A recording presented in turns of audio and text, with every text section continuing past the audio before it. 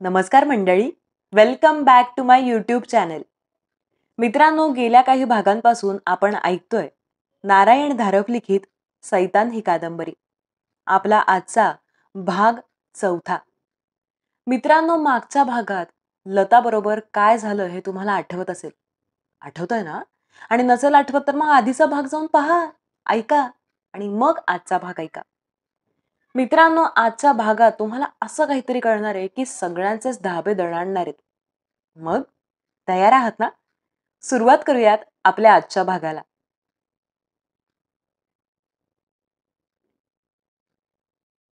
Air इंडियाच्या Mumbai, Delhi, Bangkok फ्लाईटला 3 वाडी पुणे जवळ झालेल्या अपघाताची चौकशी करण्यासाठी एक समिती नेमण्यात आली होती. समितीच्या प्राथमिक अहवालातील काही भाग. या अपघातातून कोणीही वाचलेले नसल्यामुळे सर्व अनुमाने, जो काही अनुमाने प्रत्यक्ष पुरावा समोर आहे त्यावरूनच काढावी लागली आहेत. सांताक्रूज विमानतळावरील कागदपत्रांवरून व तेथील अधिकाऱ्यांच्या साक्षीवरून हे सिद्ध झाले आहे की जम्बो विमानाच्या उड्डाणाचा सर्व प्रोग्राम अगदी नॉर्मल रुटीन मधून गेला होता. ETD पेक्षा फक्त 1च मिनिट उशीर झाला होता. टॉवरवरून अधिकाऱ्यांनी जम्बोचे उड्डाण प्रत्यक्ष पाहिले होते आणि तेही संपूर्ण नॉर्मल होते. अपघाताची जागा विमानाच्या उड्डाणाच्या मार्गावरून वायव्येला सुमारे 80 मैल आहे. विमानाचा वेग पाहता हे अंतर 3 ते 5 मिनिटांत गाठले जाणे शक्य वाटते. अंदाज असा आहे की मार्गावर काही अचानक आपत्ती आल्याने पायलटचा विमानावरचा ताबा सुटला आणि विमान मार्ग सोडून वायव्येला वळले. फ्लाईट रेकॉर्डरचा शोध घेण्यात आला. रेकॉर्डर सापडला, पण त्यावरची धातूची पेटी वितळली होती. पुढच्या भागात ॲल्युमिनियमची पातळ फॉईल पट्टी असते. त्या पट्टीवर कॉकपिटमधील महत्त्वाच्या उपकरणांवरील वेळोवेळीच्या नोंदी सांकेतिक लिपीत रेखित केलेल्या असतात.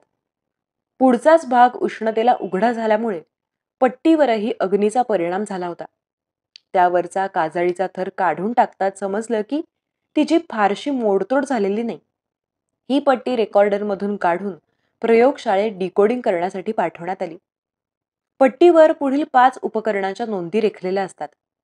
विमानातील गायरोस्कोपने मोजलेली ऋण किंवा धन गुरुत्वाकर्षणाची प्रेरणा, कॉम्पासवर आलेले चुंबकीय मापन, प्रेशर अल्टीमीटरवर मोजलेली विमानाची जमिनीपासूनची प्रत्यक्ष उंची, विमानोड्डाणापासून गेलेला सेकंदात वेळ. दुसऱ्या एका जम्बो विमानातील रेकॉर्डरशी या रेकॉर्डरची तुलना करण्यात आली. चुंबकीय अंश सोडता बाकी सर्व नॉर्मल आहे. याचा अर्थ पायलट कॅप्टन शर्मा यांनी सुमारे 20 मिनिटांनी विमानाचा मार्ग बदलला. तेव्हापासून उपकरणांच्यात बिघाड झाला. पायलट शर्मा यांनी मुंबई, पुणे, नागपूर यापैकी कोणत्याही एअरपोर्ट टॉवरशी संदेशन साधल्याची किंवा तसा प्रयत्न केल्याची नोंद नाही. आमच्या तंत्रज्ञांनी कॉकपिटची संपूर्ण पाहणी केली. कॉकपिट जवळजवळ संपूर्णपणे उद्ध्वस्त झालेला आहे. पण तरीही कॉकपिटमधील अनेक कंट्रोल आणि स्विच यांची शेवटच्या क्षणी काय स्थिती होती, ते चालू होते का बंद होते, हे शोधून काढण्यात आमच्या तंत्रज्ञांना यश आलंय. कॉकपिटमध्ये पायलट कॅप्टन शर्मा आणि एअर हॉस्टेस मिस लोंजावाला यांची शवं होती. मात्र को पायलट कॅप्टन अष्टपुत्रे यांच्या शवाचा काही ठिकाणा सापडला नाही. तेही कॉकपिटमध्ये असावयास हवे होते. त्यांनी यावेळी कॉकपिट का सोडली व त्याचा विमानाच्या अपघाताशी काही संबंध आहे का, याबद्दल आता काहीही मत प्रदर्शित करता येत नाही. कॉकपिटमधल्या सर्व उपकरणांची तपासणी पूर्ण व्हायला 5 दिवस लागले. स्फोटाची वा अपघाताची शक्यता लक्षात घेऊन सर्व उपकरणांत अशी सोय केलेली असते की उपकरण बंद पडायच्या शेवटच्या क्षणाच्या रीडिंगचा ठसा तबकडीवर कायमचा उमटलेला राहतो. शेवटी असा निष्कर्ष निघाला की सर्व उपकरणे योग्य अवस्थेत होती, योग्यतेचाकडे दाखवित होती. इलेक्ट्रिकल, न्यूमॅटिक किंवा हायड्रोलिक सिस्टीममध्ये काहीही दोष नव्हता. विमानाच्या मेंटेनन्सची आणि ओव्हरहॉलची सर्व कागदपत्रे ताब्यात घेऊन तपासण्यात आली. मागच्या फ्लाईटमध्ये ट्रिम सायकलिंग युनिटवरचा एक स्ट्रेट बोल्ट तपासून बदलल्याची नोंद आहे. बाकी सर्व नॉर्मल आहे. विमानात आतापर्यंत कोणताही गंभीर दोष निष्पत्तीस आलेला नव्हता. इंजिने खोलण्यात आली आहेत आणि ती शेवटच्या क्षणापर्यंत उत्तम कार्यक्षम अवस्थेत होती असे आढळून आले आहे. किंबहुना इंजिने चांगल्या स्थितीत असल्याने जम्बो मैल सव्वा मैल पुढे गेलं. नाहीतर ते गावातल्या गजबजलेल्या विभागावर सरळ खाली कोसळलं असतं. त्या परिस्थितीत जीवित व मालमत्तेची किती हानी झाली असती याची काही कल्पनाच करता येत नाही.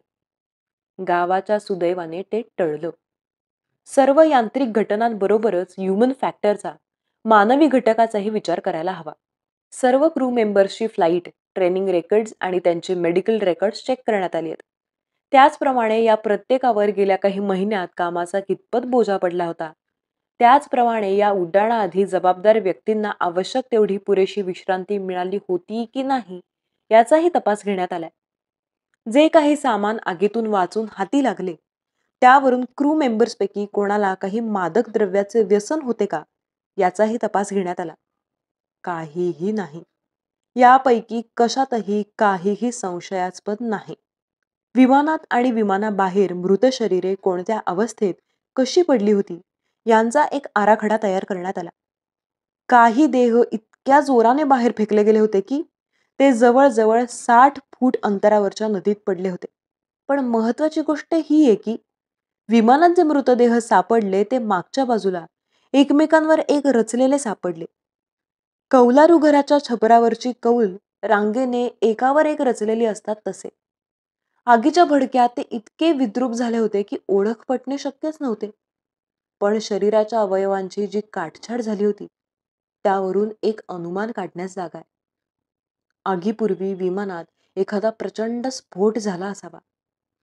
विमानाच्या प्रवासाचा शेवटचा टप्पा, अपघाताची जागा, विमानाचे अवशेष ज्या पद्धतीने विखुरले गेले होते याचा अभ्यास झालाय. त्यावरून विमानाचा मुख्य सांगाडा कोणत्या क्रमाने छिन्न विछिन्न झाला याचा अंदाज बांधता येतो. स्फोट कॉकपिटच्या मागे फर्स्ट क्लास केबिनमध्ये झाला असावा असा तर्क फारसा चुकीचा ठरणार नाही. विमानाच्या पंख्यावर एक खोल ओरखडा उठलाय. त्याची सूक्ष्मदर्शकाखाली तपासणी केल्यावर ओरखड्यात निळे व चंदेरी रंगाचे कण आढळले. फर्स्ट क्लास केबिनची सजावट निळसर चंदेरी रंगात केलेली होती. तेव्हा या तर्कास दुजोरा मिळतो की केबिनमध्ये मोठा स्फोट झाला व स्फोटाने बाहेर फेकला गेलेला केबिनच्या भिंतीचा काही टोकदार भाग पंख्याच्या पृष्ठावरून जोराने घासत गेला. गोपाळराव ऑफिससाठी निघायच्या तयारीत होते. 6 वर्षांची त्यांची सर्वात लहान मुलगी नीला कसला तरी हट्ट धरून बसली होती. तिची समजूत काढण्याचा ते प्रयत्न करीत होते. इतर सर्वांना जमदग्नीचा अवतार भासणारे गोपाळराव या चिमुरड्या नीलासमोर मात्र एखाद्या गोगलगाईसारखे नरम, निरुपद्रवी, असहाय्य होत. तिच्या बालमनात शिस्त, आज्ञाधारकपणा, कोणाचा राग या कल्पनांना जागाच नव्हती. बाहेरच्या खोलीत सोप्यावर बसून ते तिला जवळ घेऊन काहीतरी सांगत असतानाच दाराची घंटा खणखणली. त्यांना हा व्यत्यय अगदी दैवयोगच वाटला. नीलाला बाजूला करून ते उठले आणि त्यांनी दार उघडलं. एक क्षणभर गोपाळरावही स्तिमित झाले. दाराबाहेर एक पारशी जोडपं उभं होतं. दोघं उंच, गोरेपान, नाकेले. त्यांच्याशी गोपाळरावांचं सर्व संभाषण इंग्रजीतून झालं. आपण श्रीयुत गोपाळराव पानसे? हो. आपलं काय काम होतं माझ्याकडे? आम्ही आत येऊ का जरा? अर्थात अर्थात. मी आधीच तुम्हाला आत बोलवायला हवं होतं. ते दोघं आत येऊन बसले. दोघांचे चेहरे गंभीर, शंकायुक्त आणि जरा वरमल्यासारखे वाटत होते. ज्या कोणत्या कामासाठी ते दोघं गोपाळरावांकडे आले होते ते काम आवडीचं, आनंदाचं नक्कीच नव्हतं. आता तुम्ही गडबडीत आहात. मला 15 मिनिटांची सवड आहे. गोपाळराव घड्याळाकडे पाहत म्हणाले. आम्ही तुमच्याकडे एका मोठ्या चमत्कारिक कामासाठी आलो आहोत. कदाचित तुमचा आमच्या शब्दांवर विश्वासही बसणार नाही, पण आमची एक विनंती आहे. आम्ही काय सांगतो ते नीट ऐकून घ्या. त्यावर विचार करा. एवढीच आमची विनंती आहे. मग? गोपाळराव नवलाने त्या दोघांकडे पाहत म्हणाले. त्यांच्यातली स्त्री अतिशय अस्वस्थ झालेली होती. हातात रुमालाचा बोळा चुरगळत होती, पण दोघांचं लक्ष एकसारखं नीलाकडे जात होतं. दोघं तिच्याकडे पाहत चटका बसावा तशी नजर दूर खेचत पण पुन्हा त्यांची नजर तिच्याकडे वळे आणि त्यांच्या त्या नजरेत जी एक आर्तता, तीव्रता, भावविवशता होती, ती गोपाळरावांना जरा अस्वस्थच करीत होती. माझं नाव अर्देशीर, जावर अर्देशीर आणि ही माझी पत्नी. मिस्टर पानसे, माझ्यावर विश्वास ठेवा. मुंबईतल्या एका प्रतिष्ठित, संपन्न घराण्याचा मी वारस आहे. व्यवसायानं मी इंजिनियर आहे. दूर पूर्व, युरोप, अमेरिका इत्यादी देशातून मी मोठमोठी कामं पुरी केली आहेत. मला एखादा क्रँक किंवा क्रॅकपॉट किंवा फॅनेटिक समजू नका एवढीच माझी विनंती. त्यासाठीच माझा थोडासा पूर्वेतिहास सांगितला. पण आपलं काय काम आहे माझ्याकडे? गोपाळराव गोंधळून म्हणाले. सांगतो, क्षणभर थांबा." गोपाळराव नाही का? गोपाळराव, तुमची कल्पना आहे त्यापेक्षा आम्हाला ही भेट घेणं अतिशय अडचणीचं, संकोचाचं, अपराधीपणाचं वाटतंय. मी तुमचा जास्त वेळ घेत नाही. 1-2 प्रश्न विचारतो. त्यांची मला उत्तर द्याल का? विचारा. आपल्याला 5.5 पावणे 6 वर्षे वयाची मुलगी आहे? आता मात्र त्या दोघांची नजर नीलावर अगदी विलक्षण एकाग्रतेने खिळली होती. होय, हीच ती, नीला. तिच्या केसावर हात ठेवीत गोपाळराव म्हणाले. Thank you. तिला कोणाबरोबर तरी आत पाठवता का? ही भेट क्षणाक्षणाला जास्त जास्त विलक्षण होत चालली होती. पण अर्थात आता ती पुरी करण्याखेरीज गत्यंतर नव्हतं. गोपाळरावांनी नीलाला आत पाठवलं. गोपाळराव, गेल्या 2 महिन्यात तुमच्या या मुलीला, नीलाला, काही झटके, काही फिट, काय अटॅक वगैरे असं काही प्रकार झाला का? गोपाळराव एकदम दचकून ताठ बसले. अर्देशीरनी त्यांच्या नेमक्या वर्मावरच बोट ठेवलं होतं. ते म्हणत होते तसा प्रकार गेल्या 2 महिन्यात 3 वेळा झाला होता. त्यांना आता त्या आठवणींनीही शरीर शहारल्यासारखं वाटलं. त्या रात्री सर्वजणच अपसेट झाले होते. 8च्या सुमाराला विमानाच्या अपघाताचा दणका गावभर जाणवला होता. आणि काय प्रकारे हे माहीत नसल्याने इतर सर्व मुलांबरोबर नीला ही स्फोटाच्या ठिकाणाकडे गेली होती. तिथे काय भयंकर देखावा दिसणार आहे याची कोणाला कल्पना होती? कोणीतरी मोठ्या माणसाने या पोरांना हटकून घरी पाठवेपर्यंत ती सर्व तो संहार पाहत उभीच होती. मागून जेव्हा रात्रीचा प्रकार झाल्यावर तोपर्यंत ही सर्व बेफिकीरच होते. गोपाळरावांनी थोरल्या मुलाला खडसावून विचारलं होतं, तेव्हा तो म्हणाला होता की हो, त्यांच्याबरोबर नीला ही मैदानात आली होती. तिनेही तिथला देखावा पाहिला होता आणि ती तिथेही घाबरली होती. नुसती मोठ्या डोळ्यांनी, पांढऱ्या फेक चेहऱ्याने, हाताच्या मुठी गच्च आवळून समोर पाहत उभी होती. गोष्ट होऊन गेली होती. आता दोष देण्यात अर्थ नव्हता आणि त्याचा काही फायदाही होणार नव्हता. रात्री 12च्या सुमाराला नीला काहीतरी ओरडत झोपेतून उठली होती. "Mummy, mummy, mummy, hot, hot, hot, hot, mummy, mummy, hot, hot." ती श्वासही न घेता, "mummy, mummy, mummy, hot, hot, hot, mummy, mummy, hot, hot, hot." ती श्वासही न घेता किंचाळत होती. खोलीभर सैरावैरा धावत होती. इतरांच्या कोणाच्याही अस्तित्वाची तिला जाणीवच नव्हतीशी दिसली. डोळे विस्फारलेले होते. त्यांच्यात वेडाची एक झाक होती. अंगात ताप असल्यासारखा चेहरा लाल झाला होता, फुलला होता. ती त्या सामानाने गाद्यांनी भरलेल्या खोलीत सैरावैरा धावत होती. खुर्च्यांना, टेबलाला, दारावर आपटत होती. 1-2दा ती खिडकीपाशी गेली, पण लागलीच तिथून किंचाळत मागे सरली आणि पुन्हा खोलीभर धावायला लागली.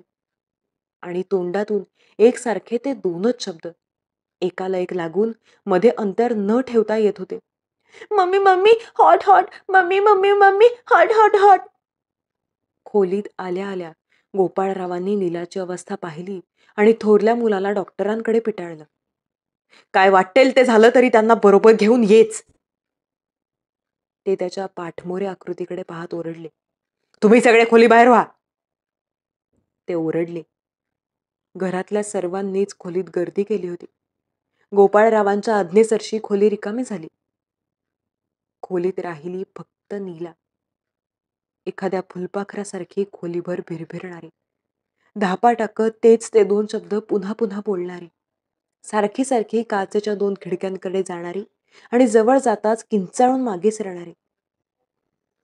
आसपासच्या सर्व जगाची जाणीव हरवलेली त्यांची नीला. नीला, नीला ये बाळ. ते पुढे झाले. हे बघ, मी बाबा आहे. ती तिच्या तिरमिरीत क्षणभर त्यांच्यासमोर थांबली. तिच्या पांढऱ्या फटक चेहऱ्याकडे त्यांना बघवतच नव्हतं. चेहरा रंगहीन, प्रेतवत वाटत होता. फक्त तिचे डोळे कसल्या तरी प्रखर भावनेखाली चकाकत होते. ते आणखी पुढे सरले.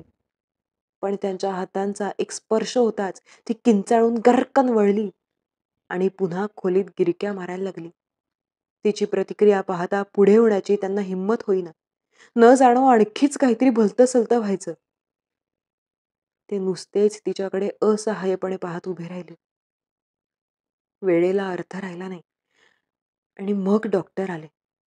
मुलाकडून त्यांनी वर्णन ऐकलेलं असावं, कारण बरोबर त्यांनी इंजेक्शनची तयार सिरिंजच आणली होती. खोलीत पाय टाकताच ते म्हणाले, गोपाळराव, तिला जरा धरा, मी इंजेक्शन देतो. मन कठोर करून गोपाळराव पुढे झाले. त्यांनी नीलाला आधी दंडाला व मग तिची धडपड वाढताच खांद्याभोवती हात घालून धरलं आणि सेकंदभरात डॉक्टरने इंजेक्शन दिलं. तरी तिचं मन अशा काहीतरी प्रखर प्रभावाखाली होतं की गुंगीखाली जायला तिला अर्धा मिनिट तरी लागला. दुसऱ्या दिवशी सकाळी नीलाला आदल्या रात्रीच्या प्रकाराची यत्किंचितही आठवण नव्हती. आणि कठीण अप्रिय गोष्ट दृष्टीआड करण्याच्या मानवी सवयीप्रमाणे गोपाळरावांनीही त्या प्रसंगाची शहानिशा केली नाही. अर्थात पाहिलेल्या प्रकाराचा आणि हसते परहसते मुलांच्या कानावर आलेल्या अतिरंजित विकृत माहितीचा तिच्या बालमनावर अनिष्ट परिणाम झाला आणि तोच प्रसंग स्वप्नरूपाने पण जरा भडक स्वरूपात तिच्या झोपेत आला होता. ही त्यांची चिकित्सा सर्वसामान्य अनुभवांशी सुसंगतच होती आणि ती बरोबर आहे अशी गोपाळरावांचीही समजूत होती. ती समजूत 7 दिवस टिकली. नीलाला रात्री पुन्हा अगदी तसलाच अटॅक येईपर्यंत. पुन्हा एकदा ह्याच प्रकाराची पुनरावृत्ती चालली होती. लहानशी नीला खोलीभर पळत होती, धावत होती.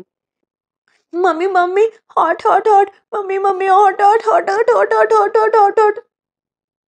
एका सुरात ओरडत होते.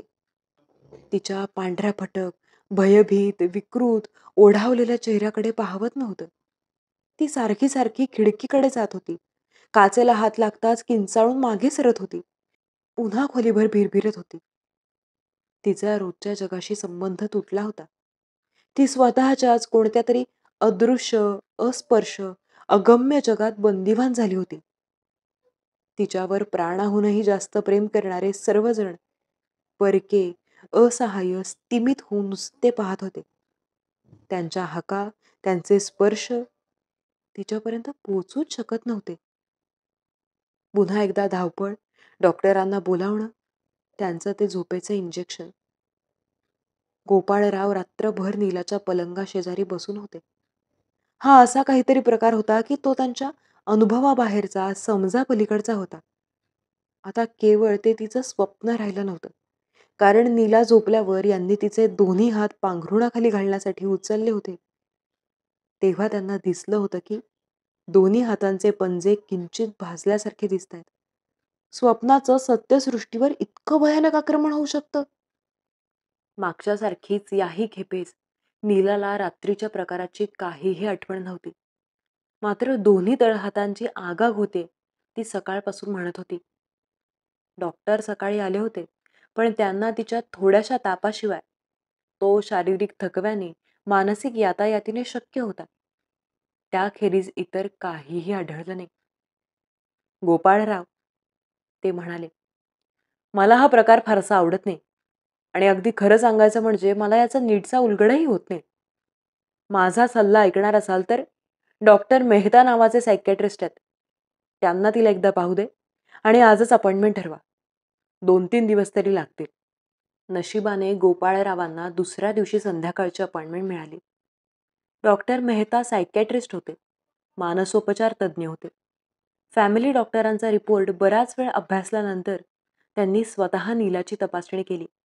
मग नीलाला तिच्या आईबरोबर बाहेरच्या खोलीत पाठवून देऊन मग ते म्हणाले, मिस्टर पानसे, तुमच्या मुलीला हा अटॅक येतो तेव्हा जर मला हे पाहता आलं तर काहीतरी निष्कर्ष काढता येईल. माझी एक सूचना आहे, नीलाला काही दिवस इथे झोपायला पाठवाल. हे काही हॉस्पिटल नाही, तेव्हा असा भरमसाठ रूम चार्ज वगैरेही नाही. नुसत्या IQ किंवा इतरांच्या अहवालावरून मला काहीच सांगता येणार नाही. गोपाळराव त्याला तयार झाले. नीला डॉक्टर मेहतांच्या क्लिनिकमध्ये संध्याकाळची येऊ लागली. क्लिनिक भोवती सुंदर बाग होती, फुलझाडं होती, कारंजी होती, झोपाळा होता. तिला ते 5-6 दिवस परगावी घालवलेल्या सुट्टीसारखेच वाटले. पण 6व्या रात्री 12:30 वाजता पुन्हा नीलाला तो अटॅक आला. गोपाळरावांना जरा डुलकी लागली होती, पण मनाचा पहारा चाललाच होता. अनवाणी पावलांचा फरशीवरचा "स्स, स्स" असा आवाज कानावर येताच ते टक्क जागे झाले. नीला खोलीतल्या खोलीत फिरत होती. तोंडातल्या तोंडात काहीतरी अस्पष्टपणे पुटपुटत होती. नीला, त्यांनी हलकेच हाक मारली. ती थांबलीही नाही. त्यांच्याकडे वळलीही नाही. ती तिच्याच नादात मग्न होती आणि एकाएकी तिच्या तोंडून ती आर्त किंचाळी आली, मम्मी! आणि मग लागोपाठ, mummy mummy mummy, hot hot hot hot, mummy hot.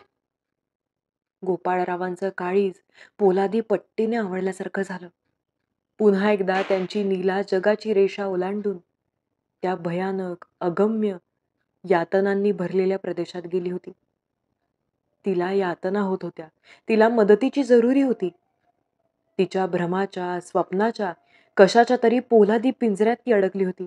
सुटण्यासाठी धडपडत होती. 1-2 सेकंदातच गोपाळराव खोलीबाहेर आले होते. समोरून धावत येणाऱ्या अटेंडंटला ते ओरडून म्हणाले, डॉक्टरांना बोलवा, झटपट. मग डॉक्टर मेहता आले होते. खोलीच्या दारापासून नीलाचं निरीक्षण करीत होते आणि नीलाचे हाल न बघवून गोपाळराव खोलीबाहेर गेले होते. थकून भागून नीला जमिनीवर निश्चेष्ट पडेपर्यंत डॉक्टर मेहता जागचे हललेही नव्हते.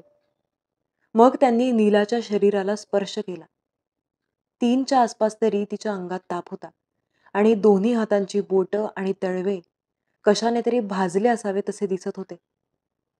डॉक्टरांनी हातांना मलम लावलं. नीलाला सिडेटिव्हचं इंजेक्शन दिलं. मग गोपाळरावांकडे पाहून मान हलवीत ते परत आपल्या स्टडीत गेले.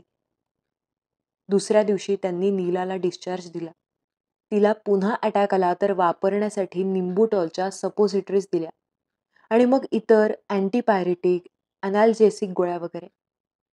गोपाळरावांना त्यांनी डॉक्टरांसाठी दिलेल्या रिपोर्टात महत्वाचं वाक्य एकच होतं, सायकोसोमॅटिक किंवा सायकोजेनेटिक स्वरूपाचा हा विकार आहे. वय वाढत जाईल तसा कमी कमी होत जाईल अशी आशा आहे. पुन्हा सतत त्रास होऊ लागला तर माइल्ड किंवा डीप हिप्नोसिस खाली तपासणी करावी लागेल. पण त्यांच्या स्वतःच्या डायरीतला अहवाल विस्तृत होता. तो इंग्रजीत होता. त्याचं स्थूल मराठी भाषांतर खाली दिलंय. सायकॅट्रिक कारणांनी आणि एपिलेप्सीमुळे येणारे झटके यांच्यात भेदभाव करणे फार कठीण आहे. नीला पानसेच्या कुटुंबात एपिलेप्सीची हिस्ट्री नाही. शारीरिक तपासणीत मेंदूला, विशेषतः टेम्पोरल लोबला काहीही इजा व दुखापत झालेली दिसत नाही. नीलाच्या हालचाली एखाद्या स्वप्नावस्थेतल्या असतील? नीला निद्रावस्थेत असते व या सर्व प्रकाराची तिला नंतर संपूर्ण विस्मृती होते. पण यामागे काय कारण असावं? प्रत्यक्ष अटॅक आला की स्वच्छ दिसतं की ती कोठून तरी बाहेर पडण्याचा प्रयत्न करते. वस्तूंना स्पर्श होताच त्या गरम असल्यासारखा व हात पोळल्यासारखा आविर्भाव करून ती मागे सरते. काही काही वेळा प्रत्यक्षात समोर नसलेल्या वस्तूपासूनही ती शहारून व घाबरून मागे सरलेली दिसते. खिडकीच्या काचांचं तिला विलक्षण आकर्षण आहे, पण काचेला हात लावता क्षणी ती दचकून मागे सरते. हेच सतत चालू असते आणि सदा सर्व काळ ती रडत असते, ओरडत असते, विव्हळत असते. Mummy mummy, hot hot hot.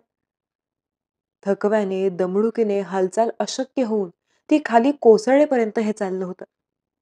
ही सुटकेची किंवा दूर जाण्याची धडपड हा कशाचा संकेत आहे? पूर्वीच्या अनुभवाचा एखादा ट्रॉमा आहे का? अपसरण, आकर्षणाची, अट्रॅक्शन रिपल्शनची, प्रेम व द्वेषाची ही जी विसंगत कृती दिसते, तिचं कसं स्पष्टीकरण मिळणार? या स्मृती जन्माआधीच्याही, मातेच्या गर्भाशयात असतानाच्या कालापर्यंत हे मागे पोहोचतात का? तिला अगदी लहानपणी कधी स्टोव्हचा, चुलीचा, बर्नरचा, तापलेल्या पत्र्याचा चटका बसला असण्याची शक्यता आहे का? जागतेपणी तिला mummy, mummy, mummy, hot, hot, hot हे म्हणायला लावलं. आश्चर्य म्हणजे तिचे उच्चार ब्राह्मणी पद्धतीचे झाले. अटॅक खाली असताना तिचे उच्चार वेगळे, जन्मापासून इंग्रजी बोलणाऱ्या मुलीसारखे येत होते. नीलाच्या डिलिव्हरीच्या वेळी आणि त्याआधी 5-6 महिने सौ पानसे यांना कोणताही अपघात झालेला नाही. नीलाची डिलिव्हरी अत्यंत नॉर्मल झाली आहे. फोरसेप्स लावताना किंवा सिझेरियन सेक्शन घेताना एखाद्या स्टरिलाइज केलेल्या गरम उपकरणाचा चुकून स्पर्श झाला असण्याची अपवादात्मक शक्यताही आता विचारात घेता येत नाही. अटॅक खाली असताना तिचा आविर्भाव खरोखरच एखाद्या बंद, तप्त किंवा जीव घेण्या तापलेल्या अवकाशात असल्यासारखा होतो. तिचा चेहरा लाल होतो आणि तळहात व बोटे एखाद्या गरम पदार्थाच्या स्पर्शात असल्यासारखी पोळलेली असतात. हे शेवटचं लक्षण सर्वांत गुंतागुंतीचं, मन चक्रावून सोडणार आहे. हा एक भौतिक परिणाम आहे. त्याला योग्य स्पष्टीकरण मिळालंच पाहिजे. मला वाटतं की येथे सध्याच्या वैद्यकीय ज्ञानाची सीमारेषा आहे.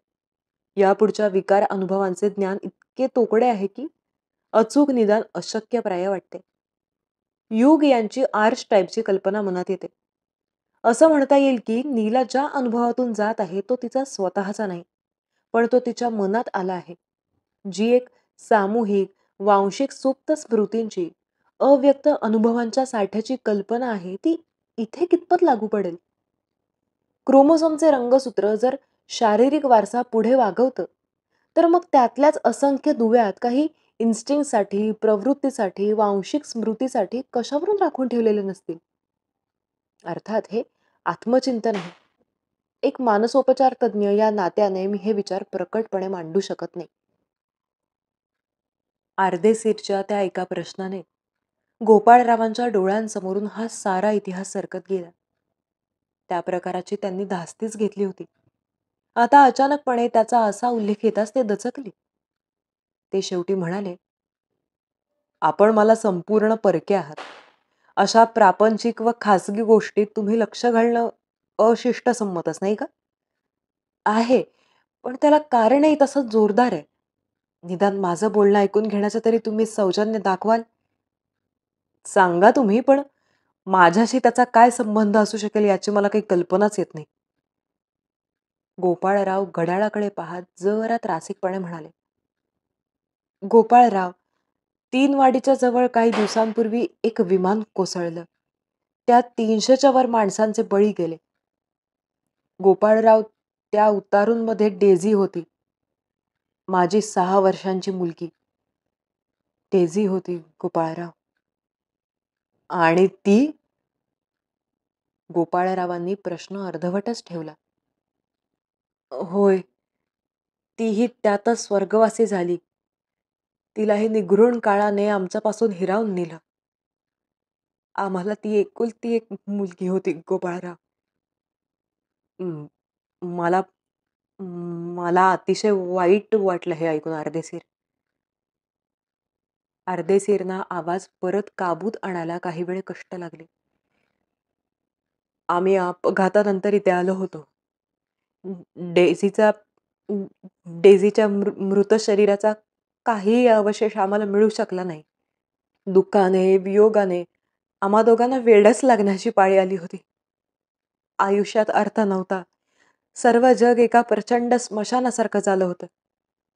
आम्ही घराबाहेर पडत नव्हतो, कोणाला भेटत नव्हतो. आयुष्यात अशी काही भयानक पोकळी निर्माण झाली होती. आम्ही देवापाशी एवढीच प्रार्थना करत होतो की तिला मृत्यू आला असला तर तो अत्यंत शीघ्र, क्षणार्धात विना यातना आलेला असावा. मला वाटतं पुरुषांना दुःख सहन करणं कमी कठीण जातं. कदाचित स्त्रियांपेक्षा ते कमी भावनाप्रधान असतील. कदाचित बाहेरच्या विविध व्यापात ते दुःख जास्त सहजतेने विसरू शकत असतील. माझ्या पत्नीचा तोल काही लवकर परत येईना. आणि अशा मनस्थितीत माणूस विचारांची, तर्काची वाट सोडतो आणि विकारांच्या, श्रद्धांच्या, लोकापवादाच्या गोष्टी मागे लागतो. पण अशा व्यक्तीला दोष देण्याचा आपल्याला काय अधिकार ना? प्रत्यक्ष तुमचा देव श्रीराम सुद्धा सीता वियोगानंतर वृक्षवेलींना कवटाळत होताच की नाही? मग मी माझ्या साध्या भोळ्या पत्नीला कसा दोष देऊ? गोपाळरावांना संभाषणाचा ओघ कुठे चाललाय हेच समजेना. आणि तरीही समोरच्या दाम्पत्याचा कन्यावियोगाचा शोक इतका दारुण होता की अर्देशीरच्या बोलण्यात व्यत्यय आणण्यासही त्यांच्या मनाचा धीर होईना. गोपाळराव, मी तुमचा पार वेळ घेत नाही. माझ्या सांगण्याचा अर्थ एवढाच की माझी पत्नी कोणाच्या ना कोणाच्या ओळखीने या प्लॅनचेट सियान्स असल्या प्रकारांच्या मागे लागली. माझा असल्या गोष्टींवर विश्वास नाही नव्हता. आता आताच मी काही सांगू शकत नाही. एका संध्याकाळी मी घरी परत आलो तेव्हा शिरीन, माझी पत्नी, विलक्षण एक्साइट झालेली दिसली. तिच्या कोणत्या तरी सर्कलची त्या दिवशी मीटिंग झाली होती. त्या मीटिंगला लोरेन्झो नावाची एक गोवानीज मॅडम आली होती. आणि शिरीननं अर्थात डेझी विषयी विचारलं. ती म्हणते की ही लॉरेन्झी ट्रान्समध्ये गेल्यावर तिचा चेहरा एकदम बदलला. अहो ते जाऊ दे. शिरीनला तिने सांगितलं की डेझी प्रत्यक्ष शरीराने नाश पावली असली तरी तिचा आत्मा नाश पावलेला नाही. तो इथेच घोटाळतोय. आणि आता ऐका गोपाळराव, डेझीचा आत्मा कधी कधी नीलाच्या, तुमच्या मुलीच्या शरीरात प्रवेश करतो. या विलक्षण आश्चर्यकारक विधानानंतर आरतेसीर गप्प बसले आणि गोपाळराव तर अवाक होऊन त्यांच्याकडे पाहतच राहिले. त्यांनी याची अपेक्षा खासच केली नव्हती. अर्थात माझा प्रथम यावर विश्वासच बसला नाही. पण शिरीनची मनस्थिती इतकी नाजूक झालेली आहे की मला तिच्याशी अतिशय सांभाळून वागावं लागतं. आणि केवळ तिच्या समाधानासाठी म्हणून मी पुढच्या खेपेस तिच्याबरोबर या सियान्सला गेलो. ही गोवानीज लोरेन्झोबाई शरीरानं बेडप, काळी, कुरूप आहे. खरोखरच तिच्यात जर काही अतिंद्रिय शक्ती असतील तर अशा कार्यासाठी देवानं मोठे विलक्षण पात्र निवडले असंच म्हणायला हवं. मी त्या बैठकीचं वर्णन करीत नाही. लोरेन्झोने सांगितल्याप्रमाणे आम्ही डेझीची एक आवडती बाहुली बरोबर आणली होती. ती मांडीवर घेऊन लोरेन्झो मागे रेलून बसली आणि पाहता पाहता ट्रान्समध्ये गेली. गोपाळराव, माझ्या शब्दांवर विश्वास ठेवा. त्या क्षणापर्यंत मी संपूर्ण पाखंडी होतो. पण त्यावेळी माझ्या डोळ्यांसमक्ष असा काही प्रकार घडला की आजवरच्या माझ्या सर्व श्रद्धा डळमळीत झाल्यात. तर ती लोरेन्झो बाई ट्रान्समध्ये गेली आणि एका क्षणात तिचा चेहरा बदलला हो. प्लास्टिसिनच्या गोळ्याचा आकार जसा सहज बदलतो ना, तसाच तिचा चेहरा बदलला. चेहऱ्यावरचे अवयव क्षणभर एका वेगळ्या साच्यात दाबले गेले. त्या ओबडधोबड काळ्या कुरूप चेहऱ्यावर क्षणभर मला माझ्या प्रिय डेझीचे अवयव दिसले हो. पण दुसऱ्या क्षणी तो चेहरा भयानक वेदनेत सापडल्यासारखा विकृत झाला आणि बेढब वयस्कर लोरेन्झोच्या तोंडून एक बालिश किनऱ्या आवाजात एक आर्त केविलवाणी हाक आली.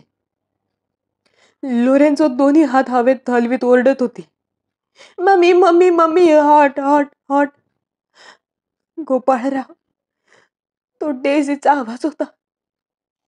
माझ्या मनात काडीचीही शंका नाही की आताच माझ्या डोळ्यांसमोर मी माझ्या लाडक्या लेकीच्या आयुष्यातले शेवटचे काही क्षण पाहिले होते. डेझी त्या जळत्या विमानात सापडली होती. तिच्या चारी बाजूंना आगीचा डोंब उसळला होता. ती सुटकेसाठी धडपड करीत होती आणि आपल्या आईला हाक मारत होती, हो हो, dear Daisy, my dear Daisy. गोपाळरावांच्या मनाची अवस्था अवर्णनीय झाली. मनात इतके विविध विचार एकाच वेळी गर्दी करीत होते की काही सुसूत्रता राहिलीच नव्हती. अर्देशीर अशा काही गोष्टी सांगत होते की त्यांच्यावर कोणाचाही सहजासहजी विश्वास बसणं फार कठीण होतं. पण ते दोघं प्रांजल होते, प्रामाणिक होते यात शंकाच नव्हती.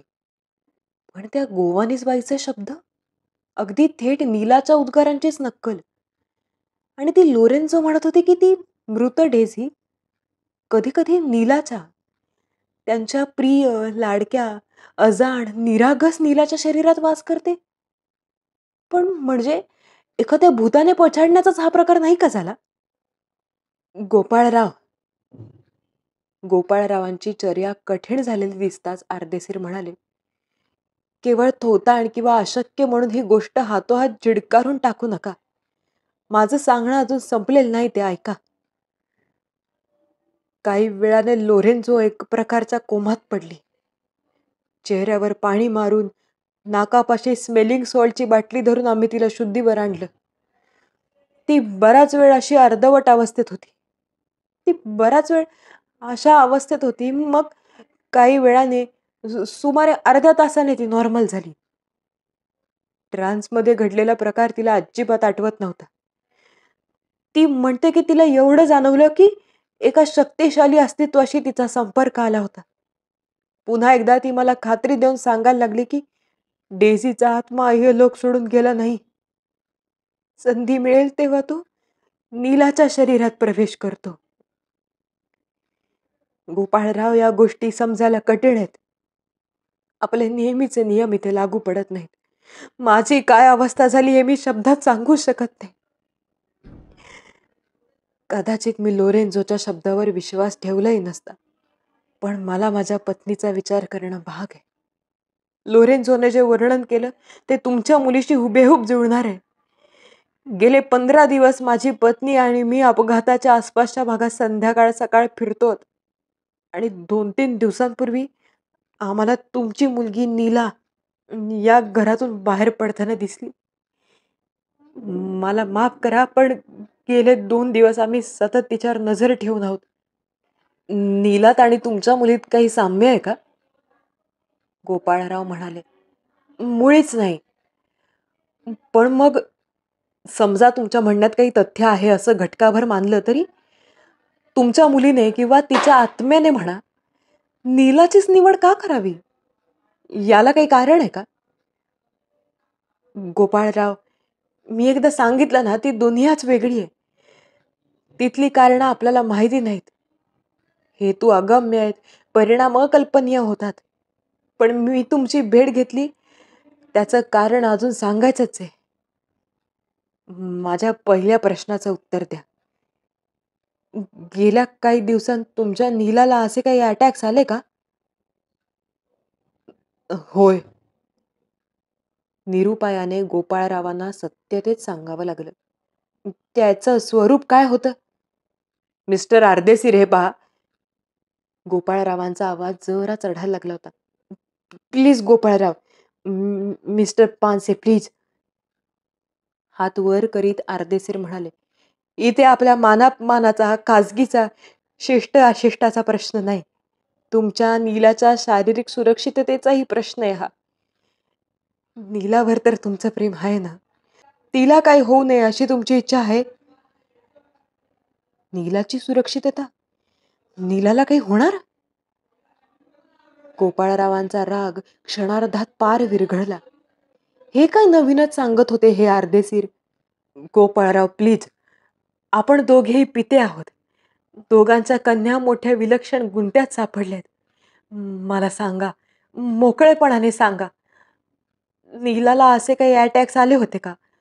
त्याचं स्वरूप काय होतं? गोपाळरावांना सांगण्याखेरीज गत्यंतरच राहिलं नाही. नीलाला हा त्रास त्या विमानाच्या अपघाताच्या रात्रीपासूनच व्हायला लागलाय. ती रात्री अपरात्री उठते, भानावर नसते, खोलीत वेडीवाकडी धावत असते. तिला खोलीतलं सामान दिसतच नाही.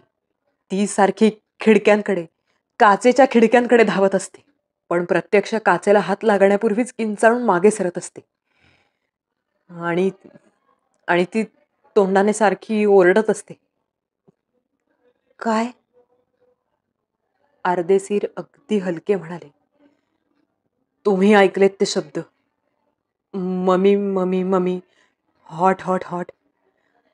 मिसेस आर्देसीरनी मान एकदम खाली घातली. त्यांच्या तोंडून अस्पष्टसा हुंदका बाहेर पडला. आर्देसिराचा हात एकदम सहानुभूतीने त्यांच्या खांद्यावर गेला. गोपाळराव, आपण आपले दोघांचे अनुभव खरे धरून चाललं पाहिजे. इथे काही वेगळ्याच शक्ती काम करतायत. शास्त्रावर विश्वास ठेवायचा झाला तर त्या अविनाशी आहेत. डेझीचा आत्मा तो यातना चक्रात सापडलाय. त्याची सुटायची धडपड चाललीय. पण तो या नीलाच्या शरीरात कैदी होऊन पडलाय. सुटण्यासाठी तो धडपड करतो. त्या मृत्यूच्या अखेरच्या क्षणापाशी जातो आणि तुमच्या बिचाऱ्या नीलाला त्या शेवटच्या क्षणांच्या काही असह्य यातनांतून निष्कारण पुन्हा पुन्हा जावं लागतं. पण हे कुठवर चालणार? गोपाळराव व्यथित आवाजात म्हणाले. डेझीचा आत्मा मुक्त होईपर्यंत. तुमच्या लक्षात येत नाही का? तो आत्मा ही कैद स्वीकारायला तयार नाही. आणि आता त्याला सुटकेचा एकच मार्ग माहितीये. हा पिंजरा, नीलाचं हे शरीर नष्ट करणं. त्यासाठी तो तिला पुन्हा पुन्हा त्याच त्या वेदना चक्राच्या घडीतून फिरवतो. बापरे, पण यातून सुटकेचा मार्ग आहे. आर्देसिरांच्या आवाजात आता आत्मविश्वास होता. मी गप्प बसलेलो नाही गोपाळराव. मी यावर खूप वाचन केलंय. आता तुम्हाला या नीलाच्या कृती वेडाच्या झटक्यातल्या भयानक वाटतात. कारण ती एक आंधळी धडपड आहे. आपण त्याच्याशी संपर्क साधला पाहिजे. त्याला योग्य दिशा दाखवली पाहिजे. त्याला वाट करून दिली पाहिजे. प्रेमाच्या शक्तीने, मायेच्या मोहिनीने हा संबंध जोडता येईल नीलाशी, डेझीशी. मी त्यातले 1-2 तज्ञ आणू शकेन. फक्त मला तुमची परवानगी हवी. हो हो, नीलाच्या बरं होण्याचा प्रश्न आहे हा. थँक्यू. आणि आणखी एक, मी इथे शेजारीच हॉटेलमध्ये खोली घेतली आहे मुद्दाम. नीलाला जर तसा अटॅक आला केव्हाही, रात्रीच्या कोणत्याही प्रहरी, तरी मला ताबडतोब बोलवा. कराल तेवढं प्लीज? हो हो हो, बोलावीन. गोपाळराव म्हणाले. मित्रांनो, हा होता आपला सैतान या कादंबरीचा 4था भाग. मला माहिती आहे तुम्हाला प्रचंड भीती वाटली असेल.